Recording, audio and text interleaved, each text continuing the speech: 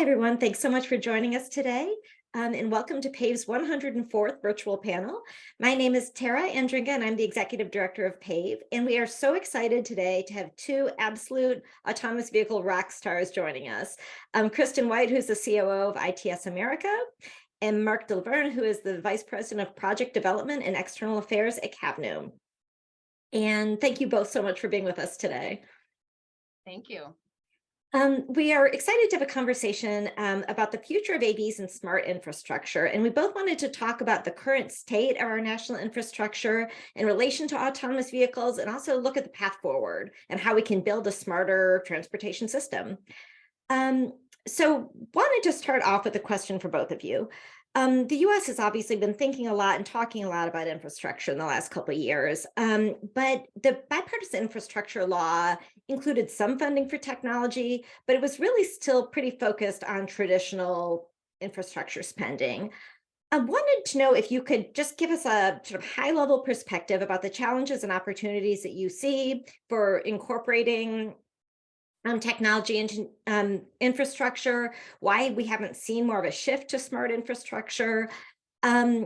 And then a question that I wanted to pull in from the audience that relates to this is someone asked, are there specific provisions in the bill that support intelligent transportation systems? Kristin, if you can go first, we'd love to hear from you on this. Yeah, thank you, Tara, PAVE, and my colleague Mark for allowing us to have this conversation, if not a robust debate today. And thanks to all of you for tuning in. This is really important that we're having these conversations, and we appreciate PAVE's leadership in this space. To start off with, we actually don't love the term smart infrastructure because it implies that there's the opposite. And there isn't. It's just infrastructure that hasn't been upgraded to think towards the future. And one thing at ITS America, which is the nation's largest nonprofit that brings together the public and private sectors with partners like PAVE and Cavnue, one thing we realized right after the Infrastructure Investment and Jobs Act was passed is two things. One is there are over 40 programs that actually talk about automation, smart infrastructure, digitizing the future of transportation. And yet there's not a lot of focus out of the administration on how technology and digitization is involved in those programs. And this is evident with the story. When we met with some of the appointees, these incredible leaders to the USDOT and other federal agencies, we asked, how are you committing to integrate technology into these trillion-dollar programs? And the response was, well, what do you mean? We're looking at hard infrastructure investment. And so we realized we had to tell a story with partners that are on this call to really understand that tech is out there. It can dramatically transform and advance the outcomes that the administration is focused on, like safety, sustainability, and equity. And what's really interesting is the administration still touts this SMART grant program, the Strengthening Mobility and Revolutionizing Transportation program, which just 2 days ago announced the recipients for the first round of funding. And yet that's only $500 million of funding in 5 years. That is less than 0.1% of our country's investment in infrastructure. So we have a lot of education to do.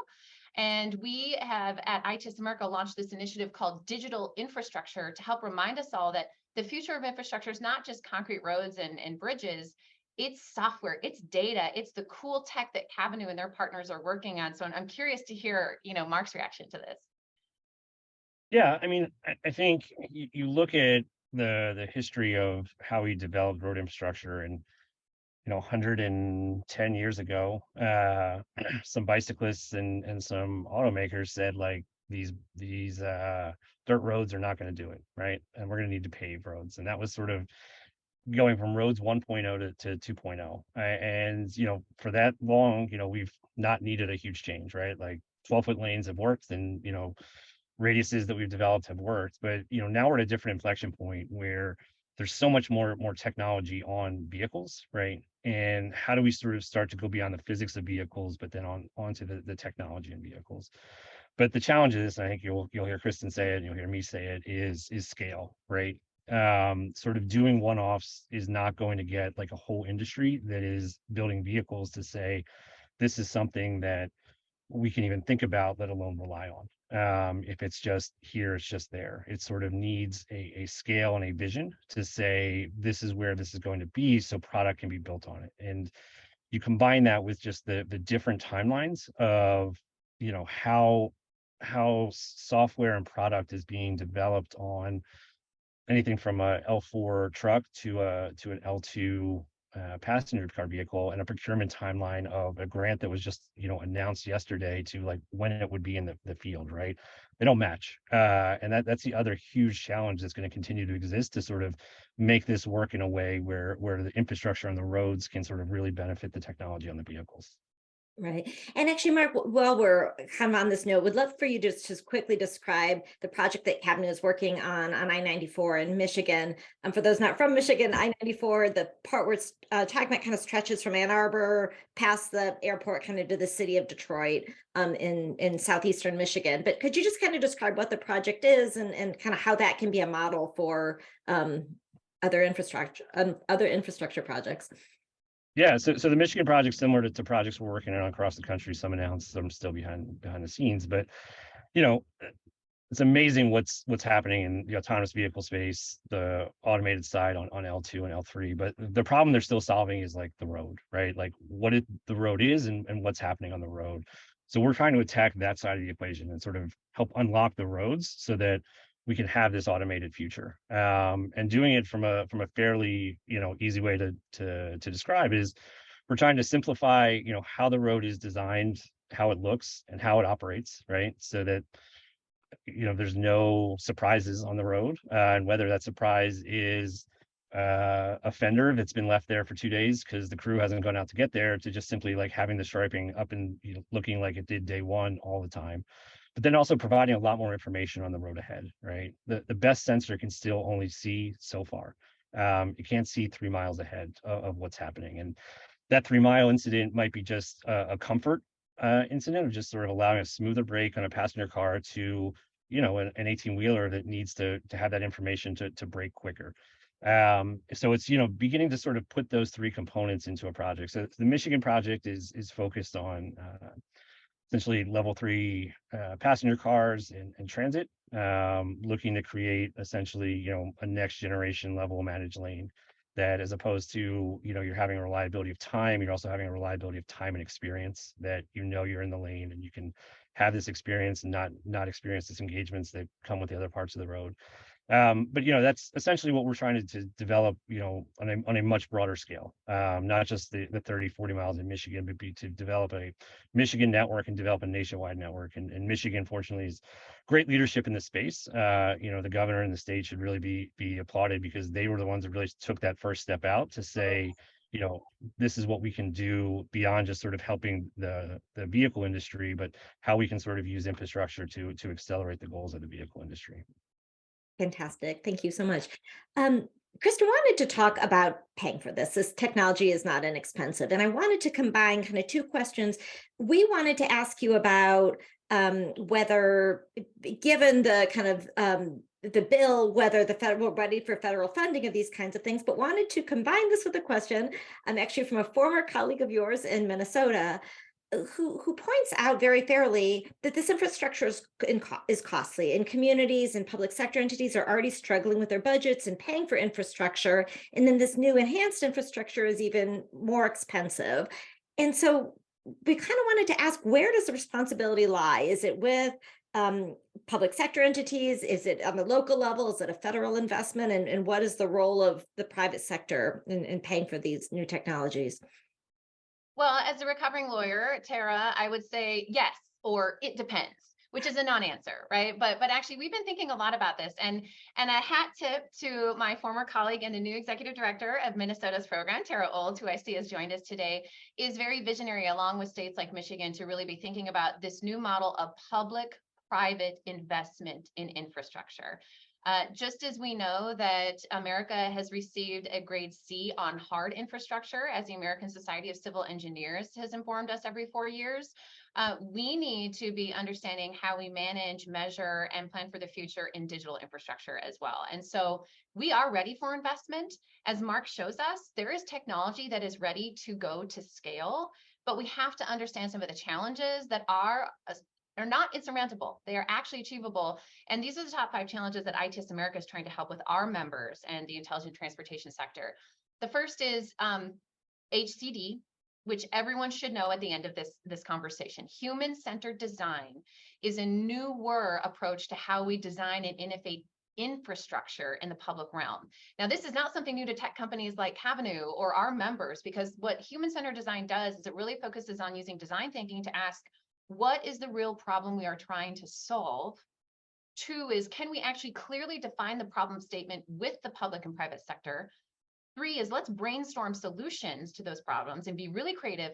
And 4, then let's prototype those solutions. But unfortunately, as Mark noted, for the first century of investment in infrastructure on the hard side, we've really just focused towards the solution without actually asking communities, how do you want to help your transportation and mobility challenges be overcome?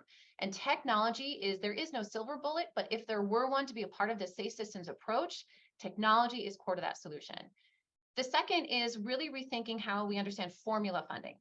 So I mentioned the discretionary grants program, and grants are wonderful to help inspire investment, but to Mark's point, they don't help scale investment. So states and locals have access to federal formula fundings, a certain percentage of federal funding that goes to each state and local and tribal government.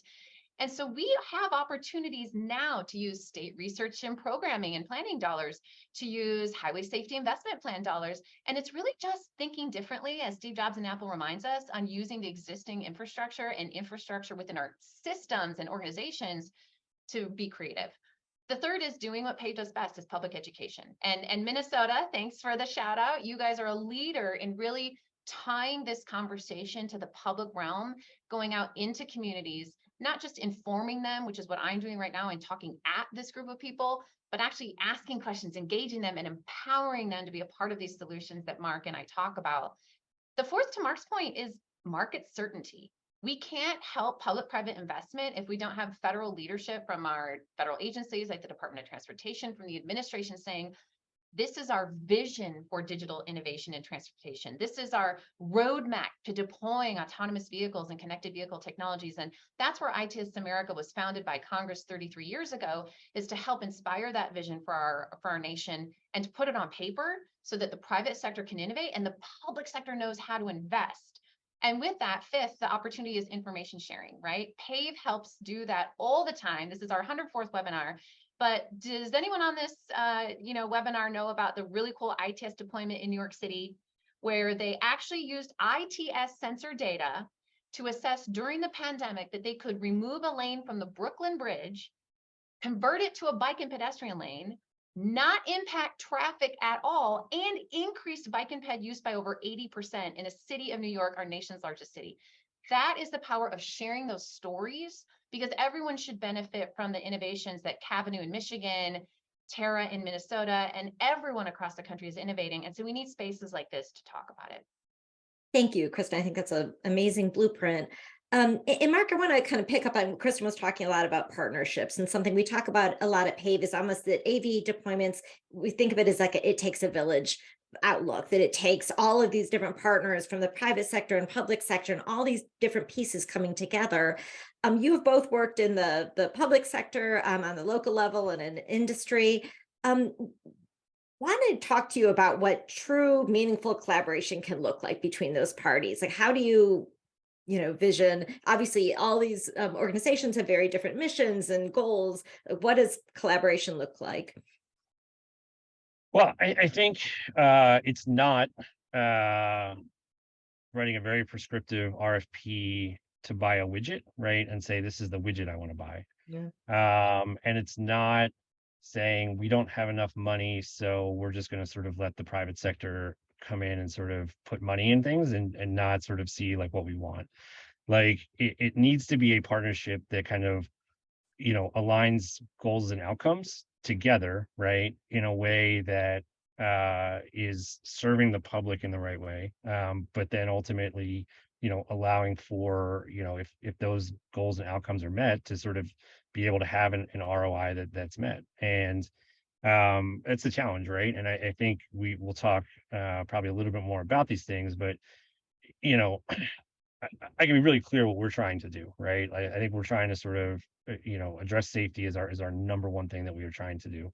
But also we think that this is a way to enable a new technology that's going to sort of transform how people and goods are getting around, and ultimately, like, we're business and we're looking to make money, right? So those are three things that we come into a conversation for. But to have partners say, like, these are the 4 things that are important to us, right? And either saying, how are you going to achieve this, or how are you going to develop metrics or performance-based outcomes of a contract of how you do this. And we were talking to Kristin a bit when she was still at Minnesota about this as well, of developing new types of contracts, right? Like, it's not, metrics aren't like, did you cut the grass, right? It's, did you save lives, right? Did you reduce emissions in a corridor? And being able to sort of hold a private sector partner to that level of piece, which is a whole different model, right, of how we pay for things in the country. And this is kind of like the change that needs to start happening in order to kind of get these levels of partnerships to be there. We're still going to sort of be in this struggle of, like, were you on schedule, were you on budget, just like the rote things that are should be expected, not like you're getting paid bonuses for. Perfect. And I actually really want to kind of dig in on that safety point a little bit more, Kristin, to get philosophical on you about, what does safety really mean? It's something that is said so frequently, and I think every company in this space honestly says, and it's honestly true, that the reason we're doing this is for safety. 40,000 people are killed every year in U.S. roads. But sometimes it's said so much that we kind of lose sight of what that really means. And how can smarter infrastructure really help to advance safety? What does that look like? I really appreciate this question, Tara. And what I'm about to share is not necessarily ITS America's views, but it's my personal views. I think we were all frustrated and deeply saddened that 46,000 lives were projected to have been lost in 2022. That is a 22% uptick since before the pandemic. Everyone, if this doesn't wake you up, keep you up at night, and this isn't your moonshot, we are all in the wrong space. And I know we are all committed here. There are 94 people on this call that I know wake up thinking about their core value of safety. But it's one thing to say it, and it's another thing to do it. And my colleague, Michael Barabay at the Department of Energy, reminds us hope is not a plan. And I want to share a story that Jennifer Hammondy, the chair of the National Transportation Safety Board, likes to talk about, which is JFK's moonshot. So in the 1960s, when we were in a space race, he went out publicly and said, we are going to send humans to the moon. He didn't have necessarily a plan. He didn't necessarily have all the details drawn out, but within a decade, we figured it out. Now, I would argue that saving 46,000 lives in the United States is simpler than sending humans to the moon, but we have not committed our resources to a vision that we can all align to a strategic roadmap that tells us this is what we need to do to get there, and aligning all of the different various disparate stakeholders together to ensure that we're all advancing towards the same goal. And this is why I really appreciate national leadership at ITS America and our partners at the federal agency are trying to work together to incorporate digital infrastructure and technology into conversations about Vision Zero, the safe systems approach, and the national roadway safety strategy. Because without that national roadmap, and I would challenge us at the federal level and the administration, we need a 10 to 15-year plan to deploy these innovations to save lives. And without it, I'm going to use one of my former mentors who now leads the Met Council, a large metropolitan planning region in the country. He says, without that vision for technology in this country, it's like a soccer game, but instead of 2 teams, 1 ball and 2 nets, it's like 40 teams, 13 nets, and 100 balls on the game. We're all not understanding the rules of the game. We're going towards different goals. And our Americans deserve better, especially those of us who've lost loved ones, like my friend Tate in high school and my dad's best friend Bob. With automatic emergency braking technology that is deployed today, and with driver impaired detection systems, they would be alive to join us to champion this cause. Thank you, Kristin. Yeah, that's powerful, powerful point. Mark, when we talk to our PAVE members, AV companies, about what they want in terms of infrastructure, a lot of our companies say they don't actually need any special infrastructure to run an AV. That often what the answer that we hear is whatever you would do for human drivers, making the roads smooth, making the line markings really clear, is adequate. Curious to hear from you what is broken in American infrastructure, both generally and specifically in respect to autonomous vehicles that we need to fix. Well, I think it's how you ask that question will get a different answer, right? Fair. If you ask them, and this is the conversation we ask them, like, what can we do to help solve problems, right? There's a list of stuff, and everything is from making sure that we don't have potholes, to providing better information of GPS underneath large underpasses, to knowing what's on the road ahead. But when you say, like, what do you need? Well, there's no reliability that infrastructure is going to be there, so they have to solve for everything, right? So that is where we exist right now. And this again goes back to scale and certainty, right? Like, if there was certainty that there was going to be 15,000 miles of fully censored corridors providing information on highways in the next 10 years, and in 20 years it's a roadmap on arterials, right? You can start to build product to that. But you can't build product to an uncertain world of not knowing that this certain, whether it's a certain ODD or a certain level of information, is going to be out there, because their path to scale is everywhere, right? And they have the same level of ambitions. And that's what we are trying to bridge, right? Like, we are trying to bridge of building this level of scale and certainty that we're not going to do something different in Texas that we're doing in Michigan, right? We're building the same thing. We're going to provide the same level of insights and kind of putting it out there. But I think you can look to the EV space right now, right? There's certainty that we're going to get over range anxiety, because we're going to build out a nationwide charger, and we're putting $2-3 billion into it. And Gabe Klein's got a big thing to do, but there's certainty now, right? That EV is the future, and that this is going to transform it. We don't have that in the digital infrastructure space, or any sort of infrastructure space. So they're having to figure out how to deal with when there's tar lines in a lane line, and how to figure that out. They're having to figure out, how do I navigate through tunnels, or does tunnels, how does that affect our roadmap from the schedule?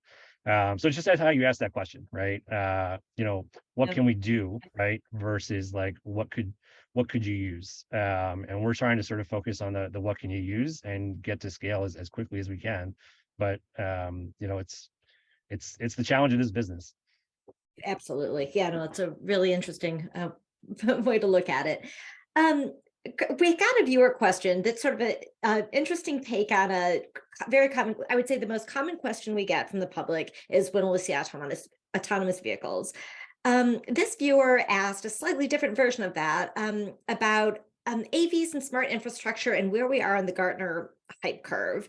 They pointed out, in 2016, we heard a lot of predictions that AVs would be here all over the place by 2020. Obviously, that didn't happen. And then this viewer says things are taking much longer than we expected. And has that overpromising led people to see, has that discredited the vision for AVs?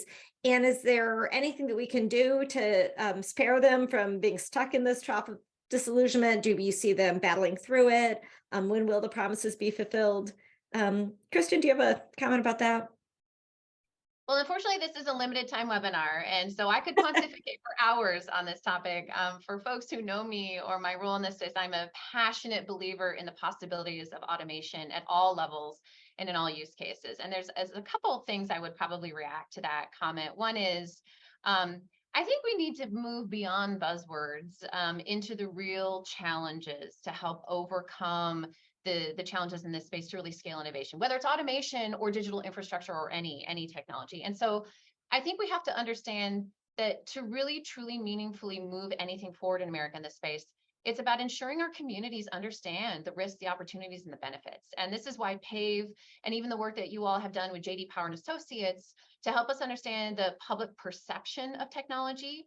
My colleagues, again, to call out Minnesota, because they're a leader, if not cold in the bold north, they won a national award from the Transportation Research Board, because what they did is they actually took public education materials developed by and with communities out into the communities and had meaningful conversations about what do you actually think about this? How is the industry messaging impact you? How could we change that industry messaging? Because the truth is, Cruz in just the last week with the Disability Rights Center and other disability advocates reminded us that the opportunities to bring jobs, economic benefit, and access to people with disabilities, one of our most underserved communities in America, is literally exponential with the possibility of autonomous vehicles. But we don't always talk about those incredible use cases, right? We talk about some of the stories that come out in the media about Cruise and their incredible partners, Waymo in California or the Southwest. So the truth is, the story is the closest distance between two people, and we need to tell the stories of how automation really, truly impacts them. But conversely, we have to be very honest about where we are in development. We aren't able to fully deploy in every rural or tribal community that needs access. So again, what is the roadmap for policy, research, and deployment over the next 10 to 50 years, that where we stop talking about the hype and actually talking about rolling up our sleeves and doing the hard work to scale these technologies and innovations? For sure. Two things. One is I also want to give PAVE a plug. The same year that Minnesota won their award for public education from TRB, we won an award for this virtual panel series. So thank you to our audience for tuning in and keeping these going. Mark wanted to dig a little bit more into Kristin's point about the roadmap. The Biden administration this year published a strategic roadmap for decarbonizing transportation. And kind of Kristin was talking about the moonshot, but the US doesn't have a long-term strategy for transportation technology. What do you think our vision should be, 30 or 50 years from now? And what is the role of the federal government in getting us there? Yeah, I mean, I think the challenge on sort of anyone sort of doing 30 to 50 year planning, right, is that they don't want to sort of guess too much on tech. So it sort of gets scary of saying, let's do a 5-year plan, right? Unless your goal is like literally zero, right? Like decarbonizing. And I think that's sort of where you start to go into sort of the safety point of saying like, it's not going to take, 5 years, we're not going to get rid of 44,000 deaths, right? But the 30 to 50 years is the thing. And one of the things our marketing consultant has taught me, right, is that, we're trying to do something that no one else out there is doing. And they've related to NASA, right? And like how NASA marketing get it to the moon, right? Because literally in 1961, I don't know, I wasn't alive, so, but I'm going to say literally, likely in 1961, most folks weren't like caring about going to the moon, right? That was not a thing on the average person's, but NASA put together a full effort on sort of explaining like why this was so important. And I think the folks at NHTSA, FHWA, NTSB, right, do a National Safety Council, do lots of work on this, but it's not that level, right, of sort of making the moonshot case of why we need to address safety. And I think it's not just autonomous vehicles, it's not just smart infrastructure, it's not just it's all of these pieces that need to go in all these different environments, and sort of how all this starts to work, and sort of getting people to care about what is going to happen in 30 to 50 years from a safety standpoint, right? Like, I mean, I think climate side, we've started to really sort of begin to make that case because we say it, but we don't worry about the, on that same level of the 40 to 50,000 people that die on roads every year, unfortunately. Okay, we have time for one last question. So I'm going to accept your point about 30 to 50 years is hard to predict. So just this year, same question to both of you. If you could wave a magic wand and make progress, real meaningful progress on one thing this year in 2023, what would it be? Kristin, we'll start with you. Okay, I'm going to fib and I'm going to put 2 in, you guys, only because this is the last week of Women's History Month. We only get a month to celebrate women in this space. I appreciate all the women, people who identify as such in this space. We need all of you to amplify more women and people of color in this space. We cannot create the solutions we talk about if it's only people that look like me helping to lead these conversations. And so more tactically, once we get all those amazing thought leaders and diverse, folks in our profession, we need a national strategy for digital infrastructure and an architecture or a plan to put this work together, to provide the market certainty, to help build those public-private partnerships and to scale innovation across these sectors. Thank you. And thank you, Kristin, to you for being such an incredible leader in empowering women. Mark, what are your thoughts? Well, first, like to say, my honor to share this with both of you, women, that I think the highest level of, so honored to be with both of you. My magic wand would just be certainty, right? And it would be certainty on digital infrastructure. It would be certainty on L4 regulations across the country. It would be certainty on L3 regulation, like to remove this, right? Because the amount of time and energy that's spent on uncertainty in this country is like very inefficient. And not to get too nationalistic, but you look at a country like China, that certainty exists, right? Like they're going to sort of do this, and it's a thing that could sort of begin to hold us back, is not having this certainty and sort of doing all these random things and really falling behind in this space, and falling behind not just from a economic development standpoint, but also a safety standpoint. So to me, that's the certainty wand is what I would love to have, because I think that could be sort of the match that really lights the fire. Excellent points. The time always goes too fast. I wish we could keep going forever, but thank you both so much for your time today and for a great conversation. And thank you to our audience for joining us. We will look forward to seeing you next time, and you can watch all of our recordings at pavecampaign.org. Thanks for joining us today. Thank you all. Thanks.